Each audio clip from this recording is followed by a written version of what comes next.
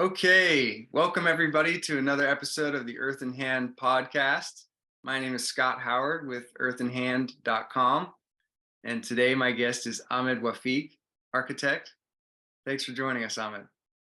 Thank you, Scott, for having me here. I'm very excited to, have this conversation today. Yeah, it's just so wonderful. Like our paths have crossed, and we met through our mutual friend Amr through the BioGeometry Subtle Energy Group, and I was really impressed with your presentation about your mosque design and also about the studies that you're highlighting in terms of that you're doing with the EMFs and studying the harmful effects of electrosmog. Yes, thank you. Yeah, I mean, you kind of got into the topics related to how I started my master thesis. If like coming across biogeometry and electromagnetic fields and understanding how these things affect our lives, because I was already in the working, for like 5 years in the architecture after I graduated with a bachelor degree, and then I really wanted to do my master. I wanted to do research, and I was like looking at what problems are in the field that like I need to touch base, learn about, or focus on. And this is where I came across a presentation by Dr. Ibrahim Karim about biogeometry and it being connected a lot to a lot of knowledge and science in the from ancient Egyptians. And I was like, this seems interesting. And the fact that he was an architect really encouraged me that like, okay, there's something that I can learn here, something I can take to a next level. And I started doing my master research in biogeometry and how to implement it in architecture and urban design. And it was a great research. I enjoyed that research so much. And then when I wanted to proceed and continue with my PhD, I wanted to take that knowledge and take it into practical experimentation, where I can be able to test these things in design through implementing biogeometry. And I was already aware of the negative effects of electromagnetic fields by that time. I kind of was working in an office that was in a hub with many offices and many Wi-Fi sources. Power lines were just close by, also a little bit, and there was some health symptoms happening across the people in the work office. So I thought, let me test that as well and take it further. And it was a good research too. And I think I'm at a point where I feel my responsibility in a way to bring that knowledge further to the public, to have them aware of the negative effect of electromagnetic fields, to have them aware how this impacts their body, and that there are ways through biogeometry and through other preventative ways that you can minimize your exposure to them, and be able to have a better, healthier lifestyle in a way that will touch on everything you do, beginning from, your sleeping, all the way to your functional daily functions and work at the house. So that's where it came from, the electromagnetic. I know this topic is very important to both of us and to many people. So just Yeah, wanted to give you it's a that hot brief. topic these days. Yeah. Yeah, so I've been studying a lot of the physics of consciousness. I'm a student of Dan Winter, and we talk about bioarchitecture, and we have various like antennae and software, and we can measure the electromagnetic fields. Um, in addition to like traditional radiesthesia and dowsing. Um, and so from that, I've also been studying how form and materials, high dielectric materials specifically, can create positive effects in living beings. Because plants, animals, we're all electromagnetic beings. So it's really closely related. And so far, I'm attending the BioGeometry subtle energy group with Amr um, every couple of weeks or so, and learning a lot about biogeometry from these other folks that are really well versed. But I I still don't understand. There's like this disconnect, between kind of some different schools of thought. Like we're kind of in more like science, like measurement, physics of consciousness school of thought, and then there's this biogeometry school of thought, which is also fairly scientific as well.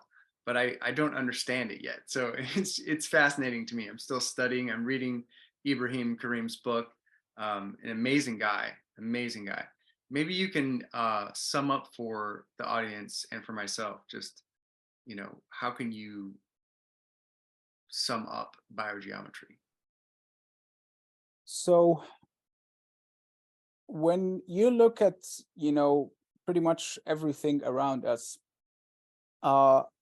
including your body, your physical body, and the desk that we are sitting on right now, and the computer we're looking, we will see that the functions that each of everything beginning from your body, that what your body can do functionally and what the desk can do functionally, or that computer functionally, it is very well associated with the shape, right?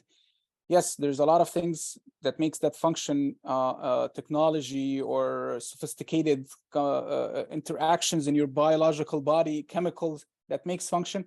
But let's take it, for example, your hand. Your hand cannot grab like a cup to drink without the shape of your fingers, right? If your hand was like a circle like this, you won't be able to hold this thing, right? And the desk you're sitting on, you cannot place your laptop on stably and be able to have an opening in the desk to pass your cable without having the shape of that opening and the shape of the flat desk and whatever function you can look at. And same thing with like in cars. This is one of the examples that Dr. Ibrahim mentioned in the book. A fast car is usually going to see that the shape of it is very flat shape, because as the object moves with the speed, it wants to reduce the impact and resistance with the wind. So the more flat, the more you have a smooth ride, right? While in the sailing boats, you want to have a very strong friction with the wind to be able to direct the boat in the sea. So you have like, the sails and the shape of it and how big it is, right? Even in the sound waves, okay, in a theater, you get to have these surfaces directed in a specific way, so you can be able to direct the sound into a specific direction and control that. Or also one of the examples in Dr. Ibrahim's book, like the utensils, that we cook. You have the fire, on a flat pan, distributes the heat all the way to the flat pan, yet you have another shape of a bowl, the heat distribute differently, right? So what you will see around you, that the shape is an essential part of how the energy transfer and distribute along, life, right? So from that perspective, and with the other scientific perspective that everything is waves, and this is by science, right? You have the famous theory of Einstein, right? Which is energy is equal mass multiplied by the speed of light. So basically, that any mass, whether it's a pen, my hand, a rock, whatever it is energy, and that mass can completely become a flow energy that moves in many different kind of mediums if it was moving with the speed of light. You see what I mean? So it will basically, shatter into the wave life of energies just by moving by the speed of light. But the reason it is shaped this way is because it's not moving with the speed of light. It's basically moving onto the more molecules, medium, or the cell medium, which is very micro. It's a different dimension here. Everything is compressed here, But at the end of the day, this results to looking at the physical world as a matter of waves. This is a combination of different waves to be shaped. It's a wave that has the qualities of a circular, rectangular, soft, rubber, black, lead, yellow or green, or even ink of a pen. So that's the qualities of that wave. The qualities of our body has the quality of all these waves that makes the different shapes of the eyes, of the skin, of the. So yes, it's a very sophisticated wave quality, but at the end of the day, science tells us what? It's a wave, right? Now, biogeometry looked at these aspects, okay, and asked a very crucial question, a very important question. If this pen or my body is a result of different waves, okay? And my body can be in a state of being healthy or can be in a state of being sick, right? I can be waking up with a flu or a virus or infection in my body, and I cannot move anywhere, right? Yet if I don't have that infection in my body, I can move and go and function and talk with you and function in a perfect balanced state, right? So what does this mean? That means that if I'm sick, my energy qualities, my waves that make me up is different when I am sick, right? Because if they are the same, why I'm not functioning the same way when I'm sick, functioning being healthy, right? And vice versa. Mm-hmm. So by that perspective, biogeometry asks the question, if a specific wave give me the shape of Ahmed, and a specific wave qualities give you the shape of Scott, and a specific wave qualities give the shape of a pen, and a specific wave qualities give the shape of Ahmed being healthy and Ahmed being sick, why not these waves that shape us, instead of looking at it as a wave that create a shape, why not create a shape that create the wave? If Ahmed is sick, here's the question that biogeometry brought, or Dr. Ibrahim brought. Ahmed is sick, can I make a shape that have the energy qualities that is Ahmed healthy in a shape, and make it interact with Ahmed being close to him, and that wave from the phenomena of resonance, from the interaction of waves, when there are two waves are close to each other, they interact. If I make like this, my hand will blow wind on my face, okay? And it will move also compression waves, sound waves, right? So if I'm close to you, you will hear my sound very clearly. If you are far from me, you're not gonna hear my sound very well. So the more we are closer to each other, the more two objects are close to each other, the higher interaction between them happen, right? So here's the question is, can we make a shape that have the energy quality of healthy condition? And when we bring it to Ahmed while he's sick and put it beside him, can it resonate with him and make him from a sick state to a healthy state? That was the question. If waves that we didn't have control of created the shape of me and the shape of you and the shape of the pen, then can we change that equation and make the wave and make the shape to create the wave that we want, right? This is pretty much what biogeometry asked, and eventually started to study and understand what are energy qualities. And Dr. Ibrahim, explored the sacred energy spots and why there are some areas on Earth when people are not feeling well or sick, when they go and stay at these sacred spots, they become more energetic, they heal faster, and so on.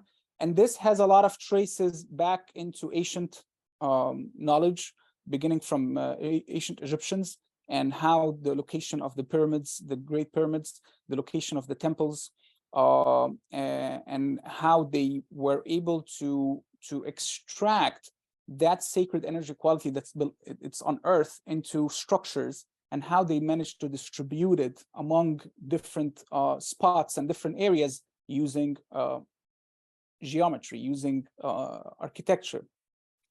And you will also see other ancient civilizations, have it their own way, but with different methods, like the Vastu in India, like Feng Shui, and other things we might not even aware of. But they, back then in ancient lives, they were aware of that kind of energy qualities that is found somewhere in different places of the earth, So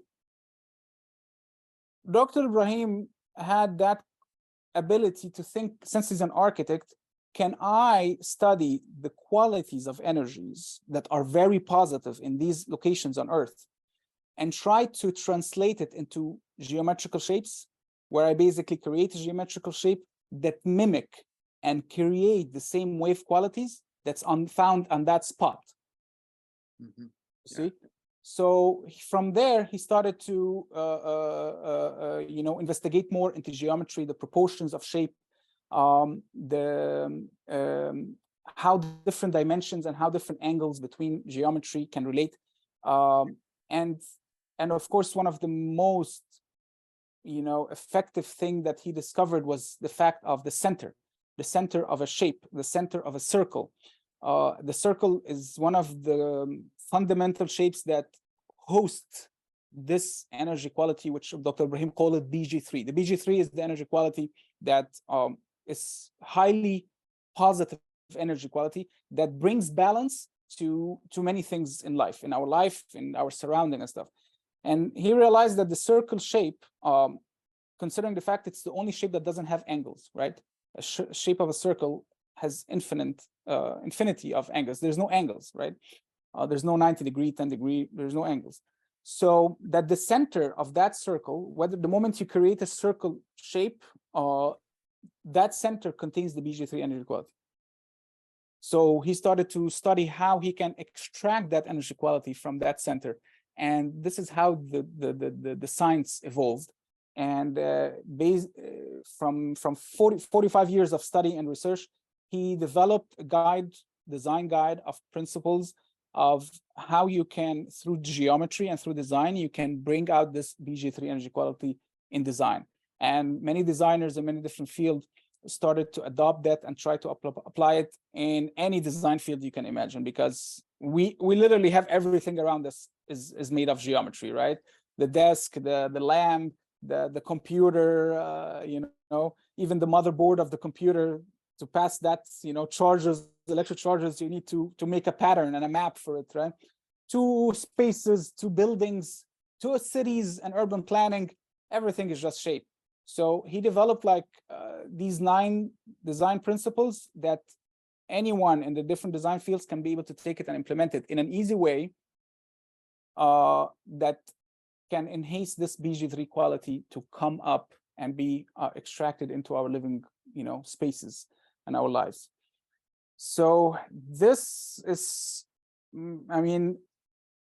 a very brief way, and I hope very clear, to explain what is biogeometry and how it evolved.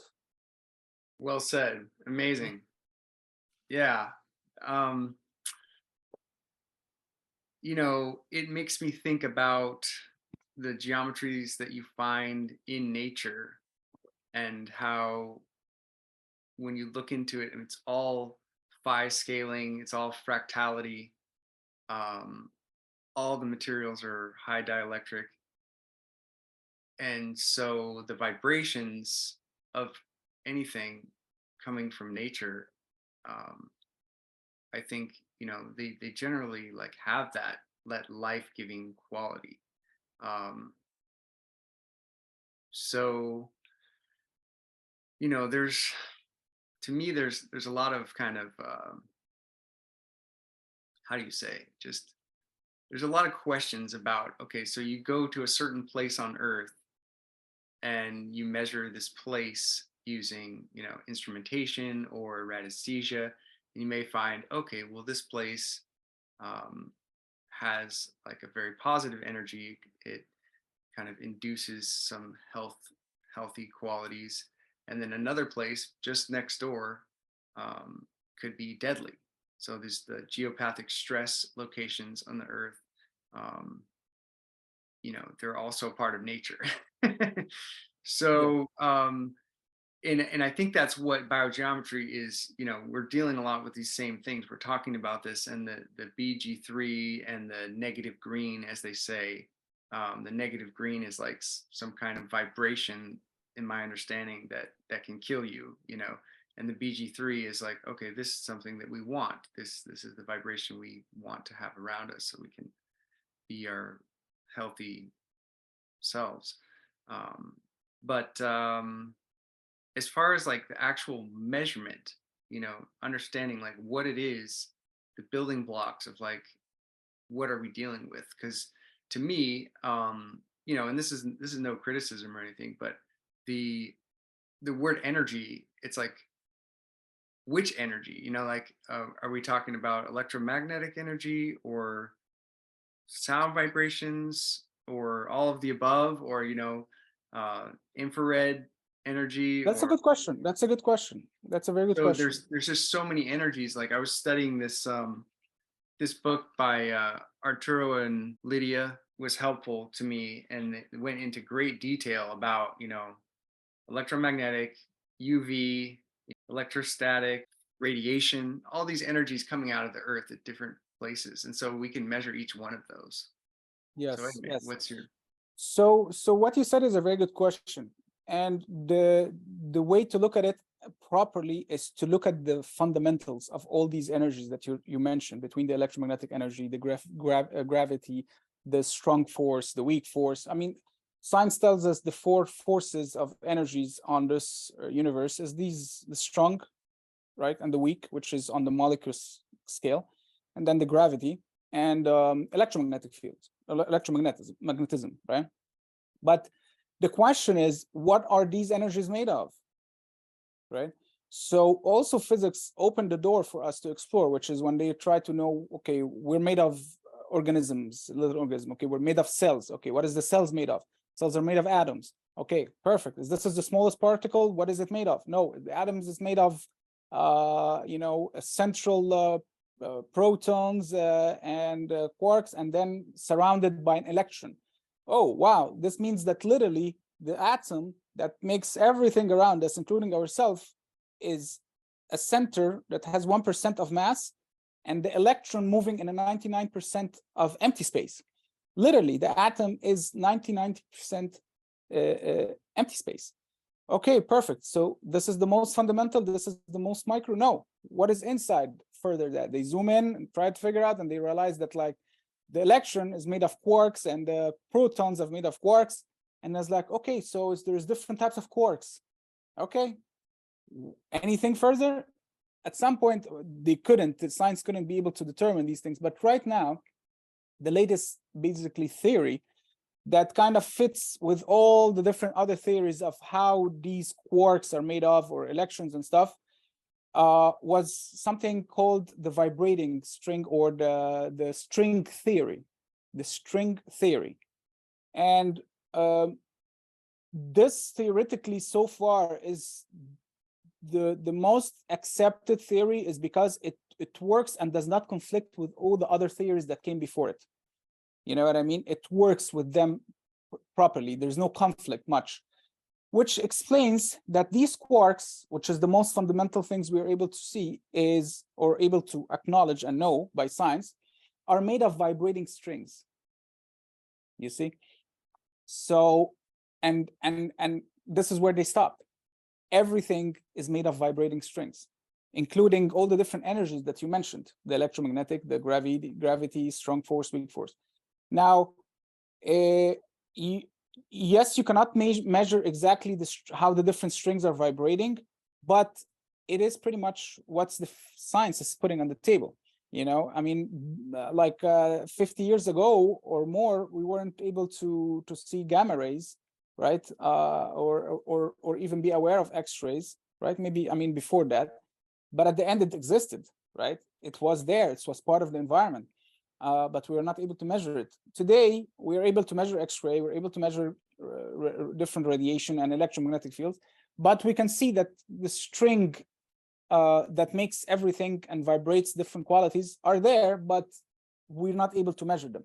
But it is the most fundamental thing, you know, and maybe one day we'll be there, but at the end of the day, it just tells us, like, the same way the universe have created itself, it's the same way how, when we look at the strings that makes the most fundamental things of matter, have grown up to create atoms, to cells, to our human body. You know, like when the Big Bang, they call it the Big Bang, that started the universe, it was just a spark of energy, right? That, what is that energy spark? Like, can you measure it? Was it electromagnetic field? No, it wasn't. It was something more fundamental than the electromagnetic field. It was more fundamental than the gravity. It's more fundamental. Created some gas, and gas made some different things, and then it shaped particles, and then particles shaped together bigger masses. So it was a growth of information. Now we're trying to look at it to understand matter by going the other way around, because we are here right now and trying to understand how fundamentally we were made. So so it's just something there, but we were not able to measure it or be able to have control on it. But that doesn't mean it's not there. You know, it doesn't mean it is how we are originally made on the fundamental level. Yeah, I agree. Yeah, Ibrahim Karim always says, see the invisible to do the impossible. I love that. Well, yeah, let's talk a little bit more about measurement, because so I want to share, I don't know if you've seen this device, but this is what I'm using now to measure architectural spaces. And this is originally designed as like a, you know, it can measure brain waves like this, but contacting, it's a carbon fiber antenna, and it's like a Bluetooth device. So I hook it up to my iPad, and I'm able to get some really nice measurements. I can measure brain waves, but I'm measuring the capacitance, like the electrical fields in the space of all the different vibrations. Has a pretty wide range. So it's really interesting. I mean, you can, this is like a way that we can, using this type of device, we can calibrate other methods, you know? So I see, like, if you have this and you have, you know, like I have a pendulum right here, just to show everybody. Maybe you have a pendulum in your kit. This is, they use something like this a lot in biogeometry. I don't know how to use this that well yet. And I also have a set of, like, you know, copper traditional dowsing rods that I'm practicing with all the time and slowly getting better at. But if we calibrate, you know, one method with the other method, some of these measurement methods are more like anecdotal, you know, like it works. You can get like some consistent results, and you can find things. I mean, I know people that can dowse without any equipment also. I mean, they just walk around and they just, their body is the antenna. And we all have that capacity. But to kind of take it one step further, I feel like it's very helpful, especially nowadays. There's so much, you know, there's so much background in science that we have to work with. Like, we're standing on the shoulders of all these amazing scientists, like, that we should take like these more, let's say, you know, like empirical, like more like tech approach of just like measuring things. And so, you know, we got the like, this thing is the Muse 2 headband, the carbon fiber. We got the BioWell device, the Sputnik. It's a little star-shaped antenna that works with the BioWell device that's related to measuring gas discharge visualization, which is like the bioenergy fields.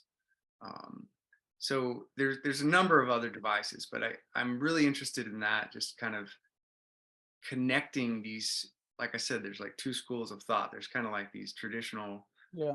more, you know, dowsing kind of approach, and then there's like people using these devices, and I want to see more of this, cross collaboration, and really sort of comparing, the results of the testing, and Yeah. then you can use one to calibrate the other. So, what do you So, think? so this is because at the end of the day, depends on what inventions around. If you don't have that device that you just showed me, you wouldn't be able to see these vibrations and get to measure it, right, and everything.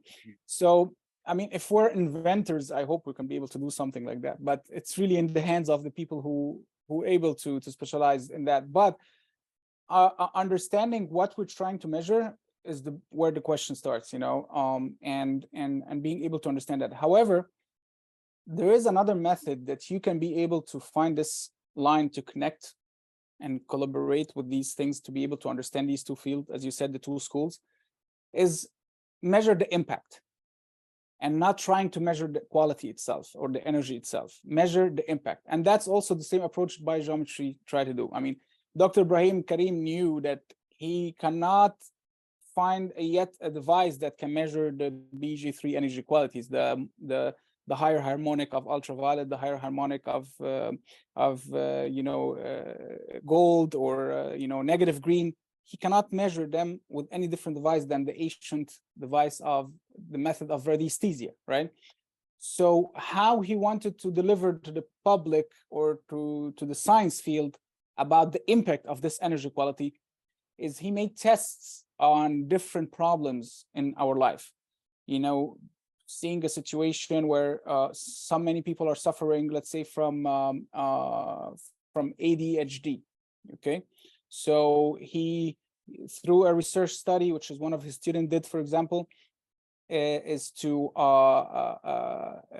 design the interior space with different elements, biogeometrical elements, so they can see how the behavior and the tests that we know and use right now to diagnose someone with an ADHD, attention deficient hyperactivity disorder, and measure them after biogeometry was implemented. And then, is there's a difference? Oh yeah, there was a huge difference. Okay, so it's like almost speaking with the results rather than speaking with the tools, right?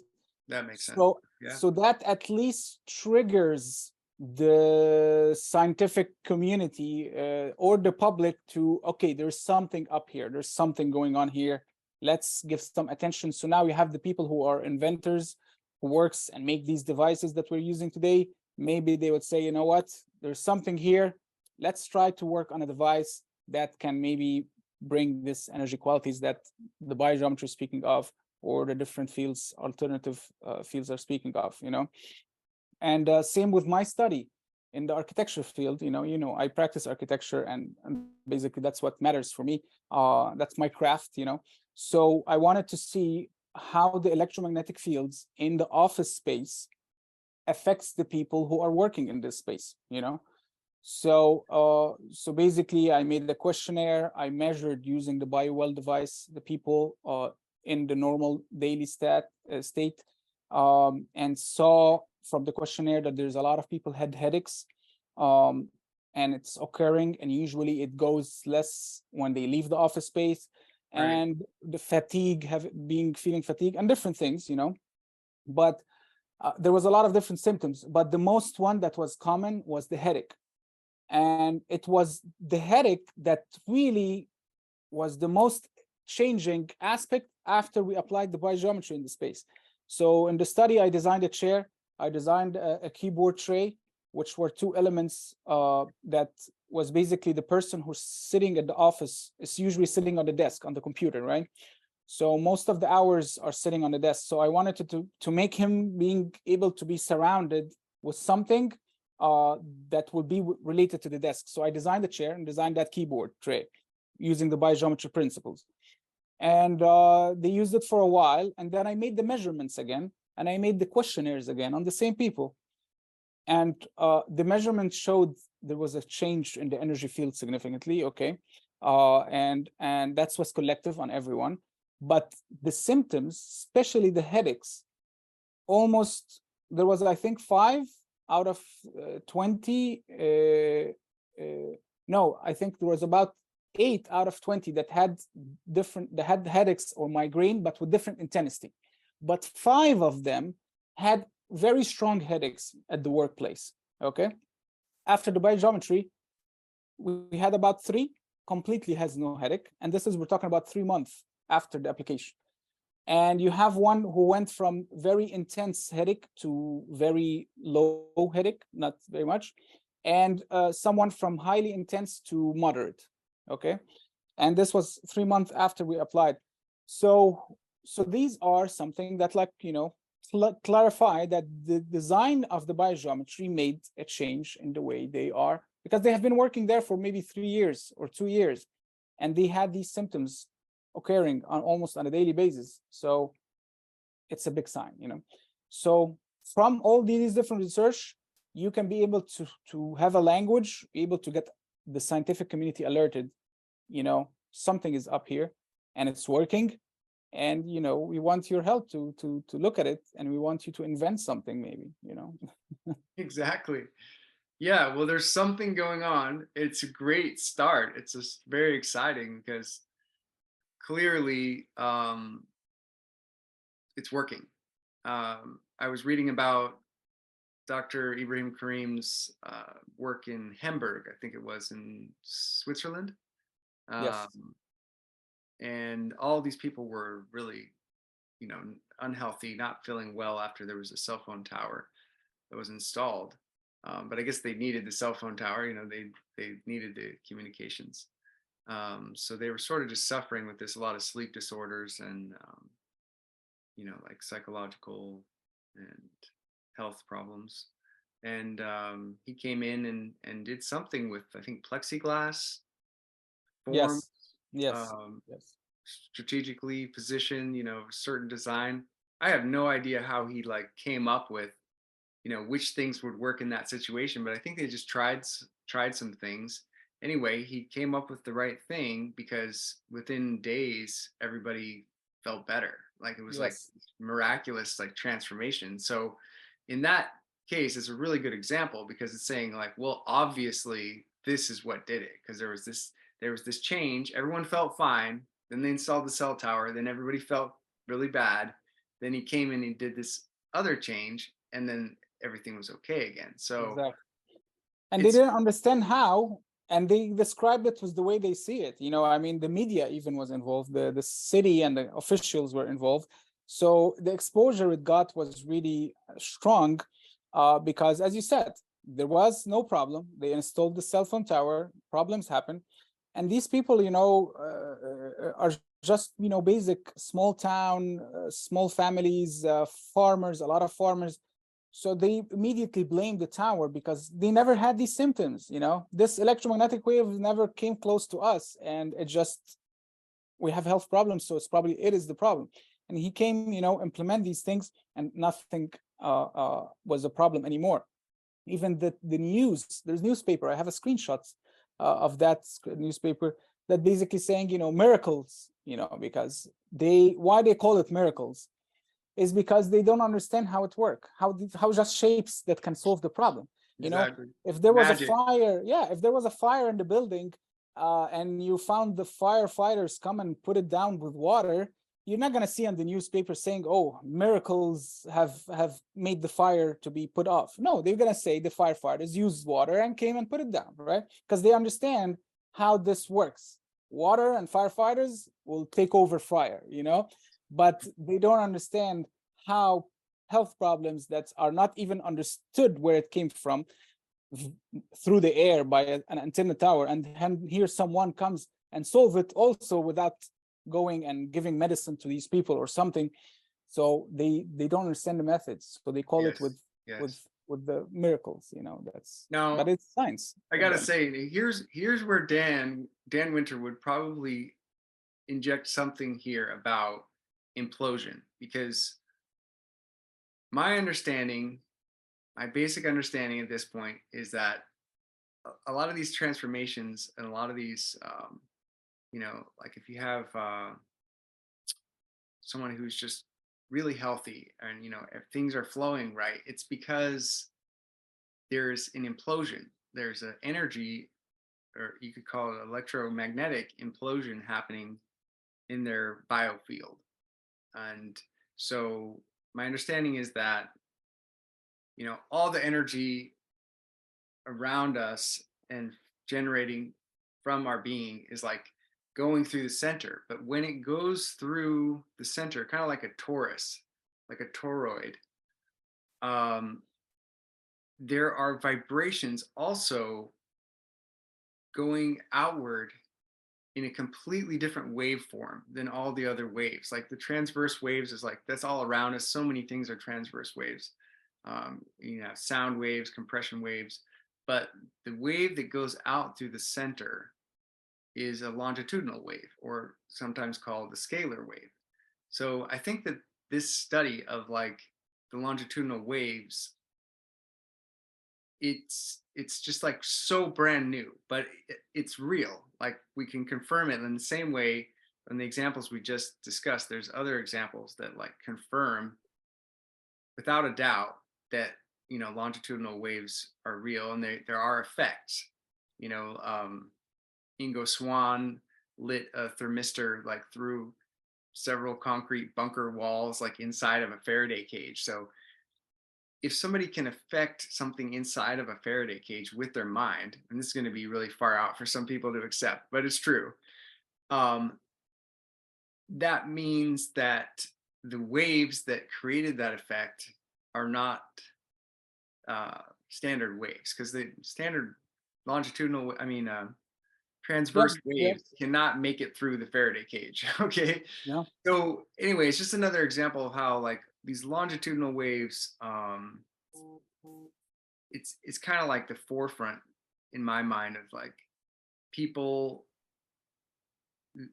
There are miraculous things that can happen, and when we don't understand it, it might have to do with this implosion and this longitudinal wave phenomena, because all the health giving properties of nature, I think, are based on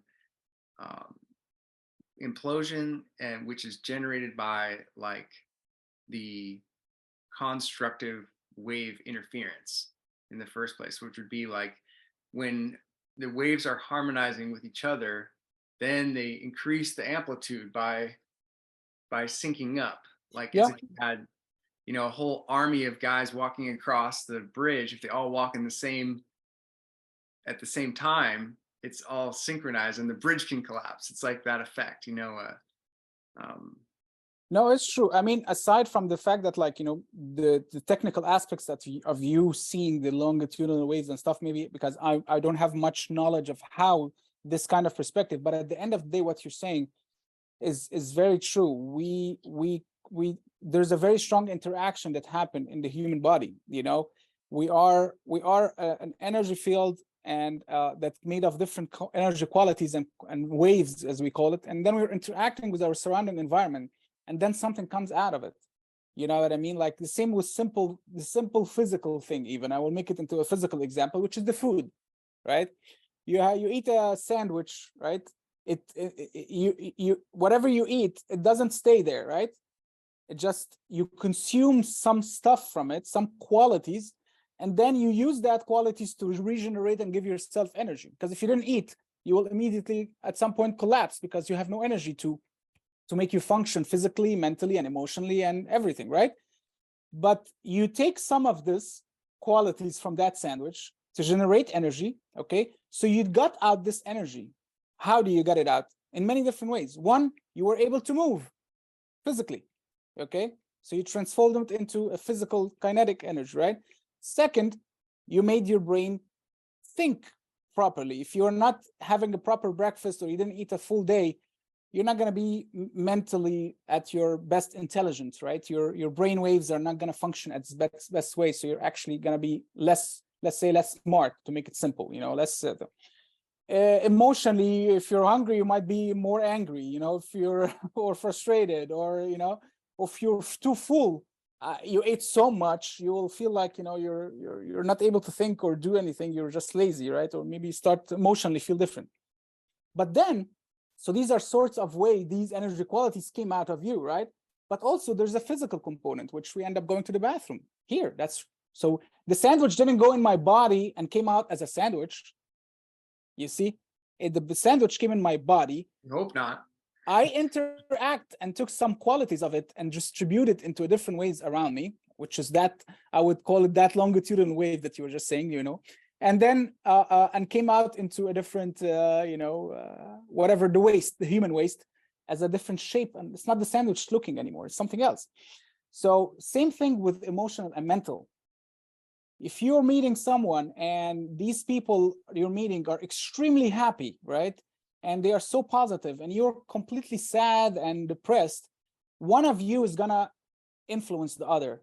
You're either gonna make that person who's happy become less happy, and he's gonna lose his positivity, and he's not happy anymore because he just felt how sad and bad you are, or he's gonna influence you to be more positive and feeling better, less depressed, and be more happy because his energy qualities emotionally were much stronger than you, right? Same thing, take it on a mental perspective, okay?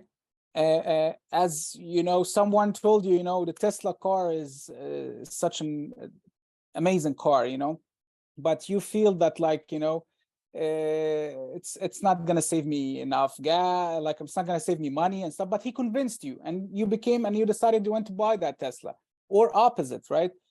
So, and of course, go take it to the spiritual level and all these things, So at the end, there are two interactions of energy qualities between you, and you interact through it and bring it up into a different qualities, And the same thing, like take it to trust, even that trust in your heart about something. If you're someone called you named Jack, from New York, and told you, hey, you know what, Scott, come here, I have a big prize for you, I have $1 million waiting for you. Okay. Would you believe that person? Would you take a flight and go to New York to go get that prize? Would you? You won't, because you don't know this person, right? But if your mom or your dad called you and they are far away from you, told you, hey, Jack, look, we need your help. You need to come. There is $1 million waiting for us, but we need our son to be there to take it for us, right? You're gonna get on that flight because you have that trust in that person, in that other side. I'm trying to give simple examples just so we can understand how I see this interaction. But at the end of the day, as you said, we are, whatever energy we collect, whether physically, mentally, emotionally, spiritually, it interacts with our self-being in a different way. And it depends how our energy qualities was, and it comes out differently as well. And some stay with us. And that's some that stay with us increase our growth on all these different levels as well. So yeah. I mean, I liked your example with the sandwich. It's really deep. It's the mystery of life, It's like, well, yeah, we're taking things in. We're in relationship with all the other beings, and yeah, we are. It's going to be a mystery. It's like my goal is not to figure it all out. I want to just understand more. It's an enjoyable process to learn about it and to understand. Okay, how can we harmonize the human biofield? And this is very valuable because we all need to harmonize, individually and collectively. And so that's where we're at. Which kind of brings me to, so I wanted to share this design with you. Let's see here. Share screen. Okay, can you see this? Yeah. Okay, so this is something I've been working on for a little while now. It's the one on the left. The one on the right, I already scratched that one. This is my concept of a temple that's, how to say, it's a Russian pyramid, or it's a 76.345 degree at the base angle pyramid, which is repeated a lot in ancient architecture. So again, like we can measure this, and we also know by evidence through history and architecture that this is an important shape. It does something. It moves energy in some way. And then I incorporated the egg shape on the inside as sort of a meditation chamber. So this egg shape would be based off of, what's his name? Victor Schauberger has they call it the cosmic egg in the pentagon. So let me show you this large. So here's a picture of the cosmic egg. So we're using the pentagon, which within the pentagon is embedded all the phi geometry, Mhm. and related to the fractality of nature. And so we're using that at several points in the pentagon then to draw this particular oval shape that's the egg shape. There are, a lot of possibility, a Yeah. lot of different possible egg shapes, but I think this is the one. And this is coming out of Schauberger's research. So it's related to his work with nature and energy flows and water. And so from all this, like, my goal was to create a meditation chamber where, you would go in there, it would be like sound isolating, and then there would be possibly like a ray of light coming down from the top, and just go in there and do nothing. And the point is to harmonize the human biofield and allow people to have that experience, where they can just find healing in a very simple and quick Mhm. way. So I'd like to build this temple, but I'm still in the research phase. I'm like getting feedback from people like you, so I'd be really curious what the biogeometry opinion is of the shapes. And I'd like some people to maybe do some of their biogeometry Measurements. dowsing on the shapes. I heard from some of the other members of the subtle energy group when I talked about this particular pyramid shape. They said, well, it's a great shape, but be wary of the point. The energy comes off of the top. Um, and if you were to say, like, I was originally going to put the meditation chamber above and have it so that there would be a room built above the pyramid, and you'd be sitting basically on a platform above the point. Mhm. Anyway, they said, don't do that. It's too much energy. So it's kind of another topic in architecture, is like the study of like temples and spaces that are designed for healing, which are very different than housing, right? Because in a house you want things to be kind of cool and Yeah. calm and not too much energy because you're Yeah. there all the time and you're sleeping. But for a temple, it's somewhere where you go to pray or to meditate, and you're there for a short time and you can get some kind of healing effect. So Yeah. maybe sometimes that hormesis, like a little bit of kind of intense energy that could kill you if you stay there too long, could be really beneficial in a short term. Short term. Anyway, I'm just really curious if you can give some feedback at some point, about the temple design. And I was trying to integrate also Dan Winter's Therify device, which is a whole nother conversation. But the Therify, THERAPHI, Therify is a electromagnetic device. I think it's like 10,000 volts, and it creates a field that when you sit between the nodes, you turn this thing on, these two glass balls, they glow pink, and you sit between these, and there are some effects. People report all kind of different effects, and it's a bioharmonizing Mhm. effect. So if you were to combine something like the Therify device with something like the temple that I'm designing, I'm aiming to enhance the effect. So Yes. Definitely it's good you're doing this because, as you said, too much of something can be harmful. You know what I mean? And there's something that I will point out, and you will find it very interesting. Also relating to how shapes, are more harmful energy-wise, you will find some relation to it also geometrically wise, in terms of physical effect. So, as they said, the pyramid point, like they warned you a little bit, be careful of that energy point, or because energy comes. But if you think about it, the more edgy, the more pointy, the more things, it also started to look like a little bit like something physically, harmful. Like imagine something like the shape of a knife, right? Which shape is more harmful, the shape of a knife or a shape of an egg, right? The shape of a knife physically, because it can penetrate, physical aspects, right? It can penetrate matter in a way.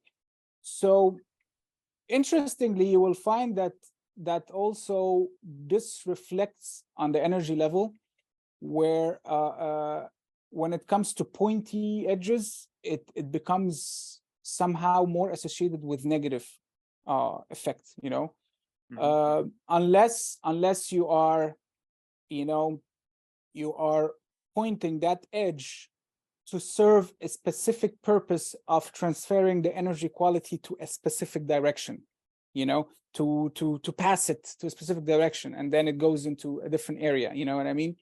Or, there are some negative energy in a spot, and you surrounded it by this pointy energy, so you can kind of direct the negative energies in the spot to go somewhere else, and less to distribute on the surrounding space where you may be having your house or having your stuff.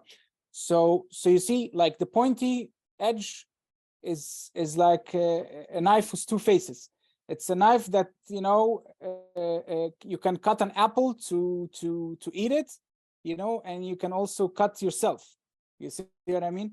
It's the same thing. Yeah. So with that design that he showed me, I mean, definitely there are things you are measuring beyond what I can know from my background. As you said, with the sound, with other energy things, with the parameter that matches different things, But for me, if I'm talking about from a biogeometry perspective, it will all come to the pendulum, to the BG3 pendulum, or the IK pendulum, which is the two pendulums we usually use to measure energy qualities. These were pendulums designed by Dr. Ibrahim Karim, and their shape, the shape of these pendulums, are to be in resonance with a specific qualities. One of them is called the BG3, which is the one that has like 16 discs. That pendulum is to see if there's a BG3 energy quality, which is that positive energy quality, and if, for example, if there was negative green detected, it will not show, it will not show. It will just not show that there is BG3 energy quality. It will just not rotate in the right direction. But the other pendulum, which is the IK pendulum, if there is negative qualities, it will show as it will rotate counterclockwise, and it depends on the intensity of that rotation. It can really show if there's a negative or not. And there's another third pendulum that, if you want to tap to know the negative energy quality that are there, is it negative green, or it's just negative because it's neutral, it's not making anything, or it's on how intense that, and this is kind of called the universal pendulum, and it has different shapes and stuff. So it will all, at biogeometry perspective, it will all come to the pendulums.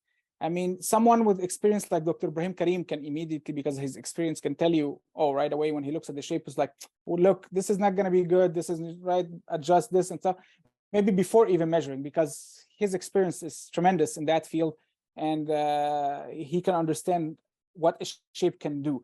But at the end of the day, I'm sure he will still bring his pendulum and he will measure to go on every single point, every single corner, edge, space, to figure it out, like any other people who are measuring with these pendulums will end up doing as well. So the pendulums is the answer, here again, So so that's what biogeometry would, approach would be, going back to the pendulum and measure, and let the pendulum shows you the rotation levels and intensity, Yeah, it's a fascinating practice, the radiesthesia, the pendulums, and it's it's hard for me to trust because it's also based on kind of the skill level of the practitioner. So it's, Yes, you have to know, okay, what's somebody's track record, like how consistent are they, and yes, your body yes, is the antenna. And my understanding is that some days, your body's polarity could even get reversed. If you can be off, you can have off days. Everyone has off days, right? yeah, yeah, So it's not 100%, but it clearly is a great tool. Um, it's just a little bit mysterious to me still at this point. Maybe it yes, always will be for all of us. yes. But yeah, people get results from the pendulum, whether it's like a back and forth or clockwise or counterclockwise movements. They get answers to questions. Yeah, but this is not usual. That's not a biogeometrical approach at all. Like in Okay. biogeometry, we don't like, because I know there are dowsing methods goes back a long time ago to different ways of questions and answers. No, biogeometry is not like that. Biogeometry is purely interacting with that object, with that shape, with whatever space by looking at it. Because when I look at you, I'm immediately in interaction with your energy qualities and you're interacting with mine. You know what I mean? Because we are seeing each other through waves right now that's translated into my brain, and then I can see colors, I can see nose, I can see eyes, So that's biogeometry. The biogeometry doesn't ask questions like, how some approaches or dowsers used it back then or still today, So it's Fair different. enough. But I can tell you that like designing something that you want to be sure to be make sure that it's the right one and it's good and it's working, it takes time. And as you said, you have to go and check with multiple people, go with experienced people to ask them for this, So, and I would say if you want to have hands-on on it as well more, learn how to measure with these pendulums well, maybe also take one of the courses of the biogeometry, which sometimes, like in biogeometry, I think they take it very seriously in terms of what you can say this is a biogeometrical correct, and I understand that because you can make mistakes and you can make something over, as you say, over designed or less designed, like if you build a bridge or design a bridge that was a little bit weak, it will collapse, right? Or a building, it will collapse. But if you made it more stronger, it won't collapse, right? It will just stay still, but just more solid. But with energy, that's not the case. In energy, if you over design, you might get negative effects, and if you less design, you also might get negative effects if you didn't solve the problem. So in biogeometry, the people who take the courses and learn is for them to understand and be able to bring their skills, but to be actually claiming by someone, oh, this is biogeometry correct, or this is a biogeometrical design, it has to be someone who is certified, and Yeah. this it's almost like a license, and I understand that and I totally respect that, because the consequences of mistakes in people's life can be not good, and it's a responsibility. So biogeometry and Dr. Ibrahim and his team, they make sure if someone have that certificate to be able by himself to go and say on a problem that this has been solved by biogeometric solution or any design, they approve it as proper design, they need to make sure he is educated well enough and has been tested to be able to determine this properly. You know what I mean? Sure. So I would say if you want to get the right consultation on this, I would say approach, Biogeometry Ltd company and Dr. Ibrahim or any of his team, and they will give you the feedback that you need. So how long ago did you start studying biogeometry, and did you meet Ibrahim Karim in Egypt? Yes, this is when during my master's thesis, I was looking for a topic for my master's, and I met Dr. Ibrahim Karim through a presentation I was invited to it. and I really enjoyed it. I enjoyed the topic. I was so excited and curious to learn about it. And this is when I started to read, not just about biogeometry, but a lot of things also in physics that I have, like, you know, maybe passed during my school years to understand biogeometry to get there. Right. And it happened to be that, like, my dad's cousin was a very close friend of him as well. So things came closer and closer. And then I started to, you know, attend more of his presentations. And then I asked him to be my supervisor for my master's thesis, and he accepted. So it was him and other professors back in Egypt that they supervised. And then since then, our relation has been, you know, just continued. And he also supervised my PhD dissertation and degree. So he was my supervisor and mentor. And that's it. You know, we have been knowing each other since then. You know, That's so great. I'm still learning. I'm still learning. Yeah. Well, you've written several papers about this topic, and Yes. you're also a professor at I think Parsons School of Design and another university in New York. Yes. I teach about urban development of New York City and the history of how the city developed at St. John's University. And I teach interior design at the Parsons School of Design part-time, because I also have my own design practice. So I teach there part-time, but nothing about biogeometry there yet. I see. Your colleagues know that you dabble in biogeometry? I think a few that I had, like, you know, different conversation with in some networking events and stuff. Yes, maybe. Sure. Yeah. I kind of like really enjoy teaching at Parsons because it's a very open, creative school where literally you can be able to explore design through so many mediums. It's really an innovative and creative school, and I like that.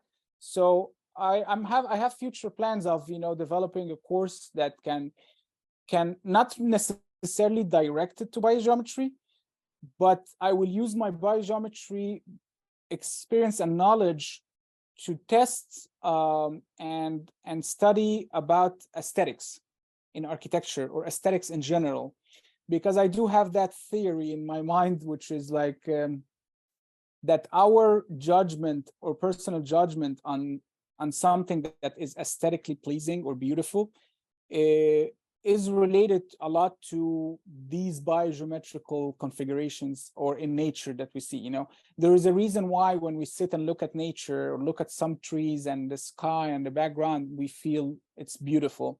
Or when we just sit by the beach and look at the water and see it's beautiful. Usually nature, we see beautiful, but because in all the geometry that makes all these little details of nature, that little leaf and all the edges and the patterns on it, and the way they look together, the branches with the cloud, all of this holds all these biogeometrical energy qualities because of the shapes and geometry of it, you know. So I kind of look at biogeometry. Biogeometry did not invent geometry quality, it just discovered it and made it into a science that we can be able to use it into our design fields, you know what I mean? Yeah. So my research that I want to do soon is to basically create some artwork and patterns that are equally the same. So as if I'm giving you two examples, right? As if I'm giving you two hands or of shapes right now, let's say, or two artwork, they look identically the same, okay? But one of them, the angles and proportions and the dimensions will be slightly different, and will integrate the biogeometrical proportions and geometry in it. And I will present them to you and tell you which one you see as beautiful more or more aesthetically pleasing. Well, here, what happens here is that I shut down your background of, like, let's say if I told you this is a Middle Eastern artwork and this is an Asian artwork, and I tell you which one you like more, if you enjoy Middle Eastern artwork more, you will immediately say this. This is because this is where you grow up and this is what you understand and this is what you see beautiful. You will immediately, say, oh, that Asian artwork, I don't see beautiful. But this is not your natural ingredients that makes you looking at it. It's your subjective growth of seeing and growing up in the Middle Eastern artwork and environment. You see what I mean? Sure. But if I showed you two identical things, what happened is your subjective and background is gonna not be there. It does not exist because they are two same things. So what you will start looking and what will tap your brain is gonna look at the actual shape. And this is when you're gonna feel more comfortable with one of them. And my research is like, if I did this on this survey on a lot of people, maybe 1,000 people, and I got results that more people are going with the shape that has the biogeometrical configurations, that's going to be a big thing, because this will basically tell clearly that our brain see aesthetics and judge it absolute through our eyes makeup, not through our senses. Because if someone told you, like, what is beauty, no one can define beauty. No one can define it because it's a very subjective thing. Or they tell you beauty is in the eye of the beholder, right? It's in the eye of the person, because what I can see beautiful, you don't see beautiful, and vice versa. Yeah. But if this proven correctly, this research that I'm saying, it actually will say that the eye and beauty in our mind is both. There's an element of it that's absolute, which me, you, and everyone else share, which is that attraction to these fundamental proportions that our eyes are designed to see as beautiful no matter what. Our brain translated beautifully no matter what. You see? Sure. And there is the other subjective beauty in our mind, which is not part of our makeup. Okay? It's part of how we grow up and what we learned at school, at our family, at our surrounding, our community, that makes up like something more. Like, you grow up and you're surrounded by parents that like architecture. You will naturally start loving architecture. Sure. Of course. That's not something me and you would share. It's just because I grew up with these kind of parents. You know what I mean? Right. But what we share both, that I have a heart and you have a heart. If we took these two hearts together, they will look exactly the same. If we took the eyes, they are the structure that makes our eyes are the same. The structure that makes our ears are the same. These are the things that I'm trying to verify, the absolute elements that everyone works with everyone, Yeah, so. we talk about neuroaesthetics a lot on this show. And I just know a little bit about it, but that sounds like what you're describing. It's a whole field of science and neuroaesthetics. And I remember years ago, I was reading some study about, they measure how frequently like babies will look at certain faces. And so babies, obviously, you're in a very subconscious, like receptive state. They're not like analyzing everything, and they don't really have a lot of cultural impression yet. And they are heavily biased toward, what would you say, a beautiful face, which would be of the divine proportions with, phi, golden ratio proportions, heavily biased towards symmetry. So the babies will look naturally at things that are symmetrical and are phi scaling and fractal.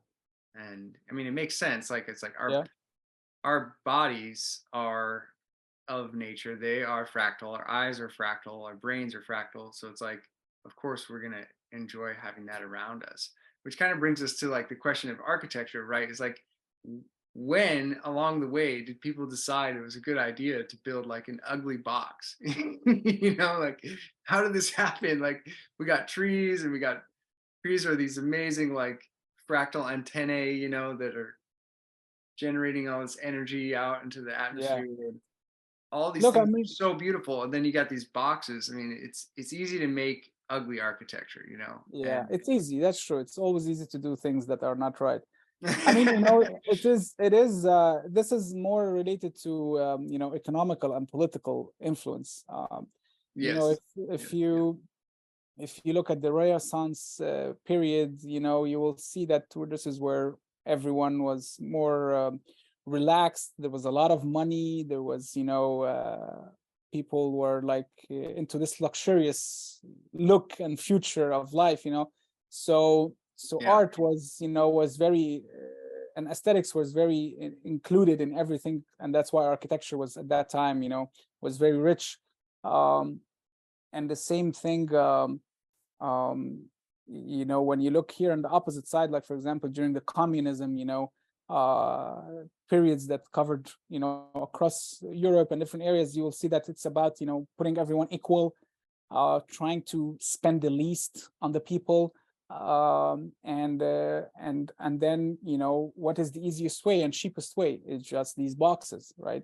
We're not going to spend time to engrave a little trim of a window, or, you know, make an entrance with a gable ceiling, and it's not. It's just whatever the minimum you need is this, straightforward, and that's it. Function number one, and forget about aesthetics, you know. But I think like us seeing these examples and these different eras is actually an eye-opener to us to realize and see the both and compare, you know, because, you know, during the time where modernism came, it was basically like, you know, we are spending too much money, we are spending too much time on making building looks beautiful, and we need things that are gonna serve our economy growth faster, you know. And I will give you a simple example here also in New York, like one of the things that I was teaching in that urban development of New York City. When they, if you look at the urban grid of New York City right now, you will see it's like streets, street 1, 2, 3, 4, 5, and they are named and numbered by numbers, right? And then there are avenues, okay? This is in Manhattan. But you get to see like why they call them numbers, why didn't they call them names, and why they, you know what I mean? Why not make names, why numbers? Well, because there were so many immigrants coming to the city from the 18, you know, from the 1800 all the way to the 1900, and the Industrial Revolution was just at its peak, and economy was never like this before. You have so much work, so much labor needed, and you need a lot of immigrants to come here to work and join the workforce. There were so many jobs open and available. So what happened is, what is the easiest way for an immigrant who is maybe French coming to United States or from the Netherlands and coming to figure his way easily and be able to join the workforce quickly, is to find his way in the streets, numbers, you see. So they wanted to make an urban city that is so easy for everyone to not just walk around, find his way, and also to develop. They want to develop buildings so fast across Manhattan. So what is the easiest way? Make the lots square shapes, rectangle shapes, and build buildings just straight. So you can have people find homes quickly, have offices quickly, have stores quickly. So here where started the aesthetics to be not important anymore. It's to function the economy, you see. Yes, of course. And that was and that's why when they abused that, the people suddenly realized, oh my God, we're living in a concrete jungle, you know, and there is no light, natural light. There's no trees, everything. New York City has some albums back in the 1900 and 1920 that are so depressing, you know. Everything is just industrial, and even people, like, you cannot even differentiate between the residential space from the industrial space. It just, everything just became very dull. And they realized the lack of greens, you know. So this is when they decided, you know what, we need to make up for this, and they made the Central Park. So the Central Park, which is the biggest park in New York City, is actually man-made. You know, it's actually man-made. Nice. Yeah. So, and now as we are walking across the city, we can see, you know, areas that are so much bulky and concrete, and that is what makes us now want to go back to like appreciate aesthetics, appreciate doing better architecture. We can do better than that. That's something that can, you know, elevate our senses and make us enjoy our city, because the way we were building during that time, the experience and remembering the cities were a very bad memory. You know, you're just not enjoying anyway living in the city. You're not connecting with your city. So we're trying to do better architecture now, you know. Oh yeah, I'm so glad that we're sharing these ideas here. Like, did you tell me about this mosque project that you designed? Did you submit that design that you created to some kind of contest, I believe? Yes, correct. So there was a design competition in the UK for designing a mosque in Preston, UK, and they had, of course, you know, criterias that they needed, how many people they're gonna fit, and the different things. But I took this as a challenge to focus on the essential part of the Islamic, you know, worshippers, and how the idea of a mosque in the last, how much, like 200 years or 400 years, has been very limited to the fact of a dome, you know, having a dome and having a minaret, and this shape of the mosque. Anytime you tell someone, like, you know, envision a mosque, no matter what they're gonna do, they will have to put you a dome and they will put you a minaret, you know. And looking at the original aspects of where the dome and the minaret came from, also through research, it actually has nothing to do with the mosque architecturally in ancient time, not ancient, in like when Islam started back with Prophet Muhammad 1,400 years ago. The idea of a dome was not the essential fundamental part of a mosque, neither the minaret. What happened is that the people who invented the domes was the Romans, you know. When they used concrete, they were the first to use concrete, and they were the one who were able to do these large span spaces using concrete domes. So what happened is, because the Romans were so great, you know, and usually they signified their most important buildings and powerful buildings, whether it's political place of power or religious places, which usually was the religion in different Asian civilization. The church or the temple was the most powerful place in the city, politically as well, you know. So it usually needs to be the largest structure and have that large span inside.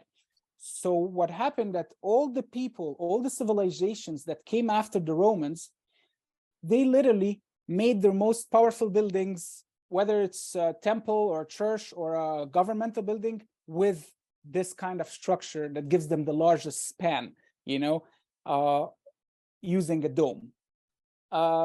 So eventually, when the Islamic, the Islamic golden age happened later on, many years after Prophet Muhammad, and they started to do their mosques, implementing the same kind of, adopting the same thing, the dome, you see. So and this has continued all till today, when if a new mosque is going to be built, it will have a dome, you see. So what I wanted to highlight in my concept is, it's not about the dome, it's about what is a mosque. A mosque, when you trace it to Prophet Muhammad and his companions back then, is a place, first of all, that is only designated for praying, okay? It comes from the word in Arabic called masjid. Masjid is derived from a word, has to do with the meaning of kneeling down, okay? Sujud means kneeling down, and this is where the word masjid came from. Masjid is a mosque. So it's a space that's designated for doing kneeling down, sujud, okay? Second of all, it is not having any other uses. So for example, that space where we're gonna be worshiping, we're not using it as a play area as well. We're not using it for like having bathrooms to use it as a bathroom, or it's not a place for sleeping and, you know what I mean, to be having a family and growing up a family. It's just designated for a place where we only make sujood, which is kneeling down and doing the prayer, okay? Now, when you look at the architecture at Prophet Muhammad of that space, it was made by the things that is impacting environmentally, meaning it had parameters just to signify it, okay? It didn't have walls, okay? And it was covered with like sheets of the palm trees leaves, you know, to provide shades. So here you look at the masjid at that time, the mosque, and it was designed just to reflect the environmental condition there, because it was a very hot region. So they needed to provide more shades. So the cover and the roof was by these palm trees, okay? They needed more air to come through the space. So it didn't have walls, you see? So here comes the everything is just about how it environmentally fits, but just designated for the prayer. When you go to, for example, in Alaska, for doing a mosque with that concept, taking that concept and going to Alaska or the North Pole to make a mosque, it probably will need to have walls, because you need to avoid more cold air to come into the space. It will need to have more solid roof, not by palm trees or leaves, because you need to protect yourself from more rain and more harsh weather condition, okay? But as long as it's designated for the worshiping, then that's a mosque, that's it. So here I wanted to segregate and remove all these layers that the mosque in the modern life or has to only be with a dome. No, it does not. And now I took it to, after I segregated that concept from the dome idea and the minaret, I decided to focus on what do we need to elevate during the time we're worshiping. So the focus on the central part, which is the mosque, and trying to implement the BG3 energy quality a little bit, which is coming from biogeometry, kind of, you know, what I learned from biogeometry. And you will notice from the design, the rotation, there's a rotation aspect of shape. When you look at the building from the top, it looks like it's rotating counterclockwise, okay? And I created that shape with a ramp, okay? The ramp that goes from the ground level, from the grade level, that goes from outside and surround the building, and keeps going upwards until it reaches the highest point. And then it continues going downwards again and goes into the building. So that ramp, at some point, once you reach the roof, it goes again into the building, and then you go into an interior ramp until you go down again out of the building outdoor, and you exit from an exit door. And that ramp conceptually has a very important meaning, which is the person who's going to pray, he believes that he's praying for one God, okay? He believes that he was born on this earth and to have a purpose in life, and then he's gonna go and die at some point and go back to his God, okay? And that journey, I wanted to signify it in that ramp. So the beginning of the ramp from outside signifies I was born, okay? And I walk into the path of life. I'm growing and growing and growing and growing until I reach to my peak age of life. And then I started to become weaker again and weaker, older, and then I reached until back to the grade level. I came from Earth as a body, and I go back to Earth as I'm buried back. And actually that ramp at the first floor ends in front of it by a room. It's called the Janaza room. Janaza is the room that after a Muslim person dies, the families or his friends takes him into a room where they clean him and wash him and make sure before they wrap him into a wrap and go and bury him, he's prepared to his body to go in its best form back to Earth, okay? So that ramp literally ends in front of the Janaza room.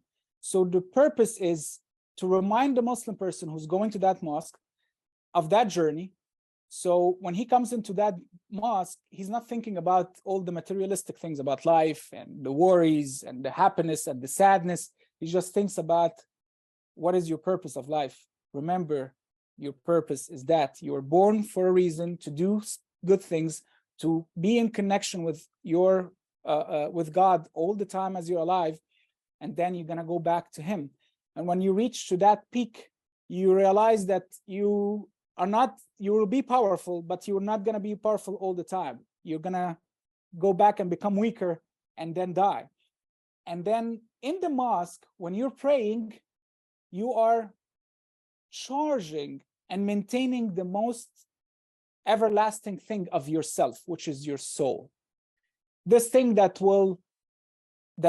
started with you when you were born and ended with you when you were when you die, but it stays and it goes to God, and you are charging it as you live, and then you deliver it to God in its best state, and this is the best reward you can give to yourself when you bring it back to God when it's best states. And you were saying that example about the babies, of how when they were born, they don't have these layers of that they accumulate as adults, right? They are pure, right? And this is when the soul is pure. This is where we are all at the state, regardless of our different religions, of our different beliefs. This is when we are babies, we are all share that quality of the soul in the same positive state, right? And as we grow, we shape it in a way and differently, and then we bring it back to God into a form that we all wish to bring it into its most purity form, right?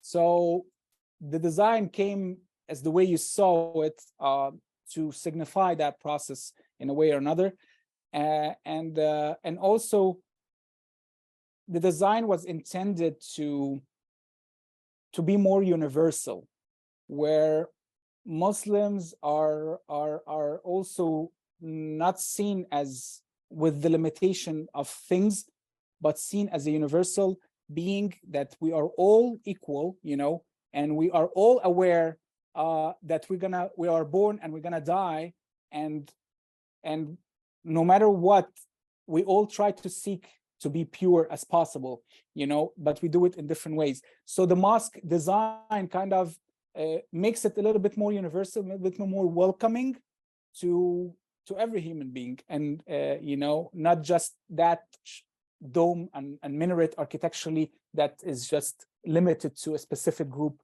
that called Muslim. No, the design is more welcoming and has a main purpose for connecting with God.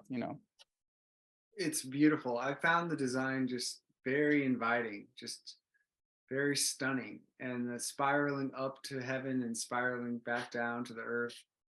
I really enjoy that motif, and yeah, the shapes and the geometry that you created there, incredible. I really hope that we can build that structure someday, just to see it happen. And and then the question of like, oh, where can we put it? We got to put it in just the right place on the earth. I find that very exciting. So great work. Thank you. I appreciate it. I mean, is there any other things you'd like to share with the world, since we are on air here? What is your takeaway for people? What is your message to folks about, what you represent and what you'd like to see in the future? That's a very tough question. Yeah, I know, the hardest one, actually. You can answer it with just one word. I would say, like, everyone who's just, every one of us is doing something different.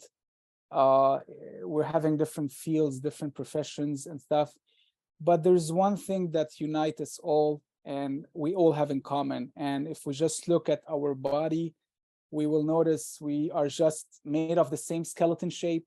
We're made of the same shape of hearts, same shape of eyes, same shape of everything, and we are all equal. And whether you believe in God or don't believe in God, at the end we're gonna have the same journey. You know, we were all born and we're all gonna die. You know, so whatever we believe in, regardless of it, let's just make sure our journey in this life to be ultimately to be the best of ourselves, to always seek to improve ourselves, and not to think we are, you know, we're done, we achieved, and we learned everything from life. Because the more you actually learn and the more you know, you would realize how little you actually know. And the most, I think, honorable thing we can do in life is just to keep going and learning, and just to keep improving, and always ask ourselves, oh, what is something that I can do better? Can I learn something better? Can I do my job better? And also not to expect that what we do good, that something have to come back to us immediately. You know, we do our job so we can get money or income, but no, we're gonna get the best, not just from what we expect to get, but we're gonna get by the more we give and the more we care. Because, you know, we're trying to improve our world. We have a lot of challenges in this life that we're dealing with, so many on an individual, personal, to community levels, to economical levels, to healthcare levels, and to environmental levels, you know. So we're really not going to be able to do these changes and improve our solution to these challenges unless we come together, unless we are purely in our heart, have good intentions. We have to be aware of our intentions. Our intentions is everything, you know, and it's the only thing that also no one can really know. No one can really know the intention of a person. I can show you and tell you and speak many things, but my real intention inside, no matter what, you cannot really know it. It's only me. I'm the only one who knows it, you know. And if I believe in God, or if I believe in something more powerful than me and is aware of my intention, then I'm sharing that intention only with him. But to keep it limited, that intention only stays with me. So let's just keep our intentions right, and not to be greedy for the returns, because they're gonna come in a way or another in our life, in our family, in our health, in our environment. And we want to end this life making sure we bring back our soul in the best pure way. Even if we didn't achieve anything, if we just bring it back with good intentions, that's all what it matters. Well said, my friend. Thank you, brother. Thank you, so Scott. much for being here, Ahmed. This is very enlightening, and I really enjoyed this conversation. Thank you, Scott. And I really enjoyed, you know, our conversation. And I'm actually happy that we met each other, you know, a couple of months ago. And you know, we'll be in touch, because there's a lot of things that you're doing in the construction. I wanna, you know, get to learn from you, and hopefully we'll meet someday soon. Okay. Anytime. I'm looking forward to it. Yeah, I'd love to collaborate in any way we can. So thank you again. Really appreciate it. Thank you, Scott. Thank you. Thank you. Enjoy the rest of your weekend. Okay, you too. Take care. Take care.